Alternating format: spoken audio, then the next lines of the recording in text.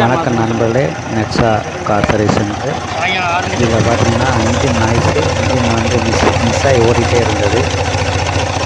சரிங்களா, இதில் வந்து டைமிங் பெல்ட்டு ப்ராப்ளம். அதனால் டைமிங் பெல்ட்டு மாற்றுறப்ப என்ன நடந்ததுன்னு சொல்லி காமிக்கிறோம். இந்த வீடியோ வந்து ஒரு கண்டினியூஸாக எடுக்க முடியல. சரிங்களா, இந்த வீடியோவில் பார்த்தீங்கன்னா இந்த சைடு போல்ட்டில் பார்த்தீங்கன்னா ரைட் சைடில் உள்ள கேம் ஷாஃப்ட்டில் வர புள்ளியில் போல்ட்டு வந்து கட்டாகி உள்ளே விழுந்தனால இன்ஜின் வந்து மிஸ் ஆகியே ஓடிட்டு இருந்தது. இப்போ நல்ல விஷயம் என்னென்னா டைமிங் மாறாமல், டைமிங் மாறி இருக்குது. ஆனால் என்ன உள்ள வால்வு எதுவும் டேமேஜ் இல்லை, போல்ட்டு கட்டாகி இருந்தது.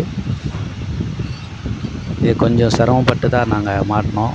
ஏன்னா டைமிங் பெல்ட்டு நல்லா இருந்துச்சு அப்படின்னா டைமிங் வைக்கிறது ஈஸி. இதில் வந்து டைமிங் வைக்கிறது கொஞ்சம் கஷ்டம்.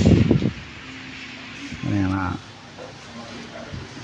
இது வந்து டைமிங் மாட்டுறதுக்கு முன்னாடி அந்த போல்ட்டு 3 போல்ட்டும் லூஸ் பண்ணிடணும். ஹுண்டாயில் பார்த்தீங்கன்னா இந்த மாதிரி சிஸ்டம் தான் இருக்குதுன்னு நினைக்கிறேன். கட் ஆகிடுச்சு. இது ஃபுல்லாக மாற்றிட்டு வீடியோ எடுக்கும்போது சில வீடியோ ரைஸ் ஆகிடுச்சு. இது டைமிங் பெல்ட் மாற்றின பிறகு வீடியோ இது.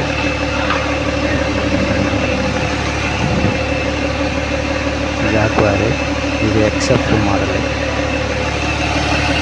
புது டைமிங் பெல்ட்டு, புள்ளி, டென்ஷனர் எல்லாம் மாற்றின பிறகு இன்ஜின் வந்து பக்காவாக ரன் ஆகுது. ஏன்னா இது வந்து ஃபுல் வீடியோ கண்டினியூஸாக போட முடியல. உங்களுக்கு டைமிங் மட்டும் நான் இப்போ சொல்லிடுறேன். இது பகலில் எடுத்துருக்கோம். இது வந்து ஃப்ளைவில் தான் டைமிங் மார்க் இருக்குது. அதை நாங்கள் சிரமப்பட்டு வச்சுட்டோம். டைமிங் மார்க் வச்சுட்டு இது வந்து கேம் மார்க்கு பார்த்தீங்கன்னா உங்களுக்கு வந்து சின்ன ஒரு தனியாக எஸ்எஸ்டி உண்டு.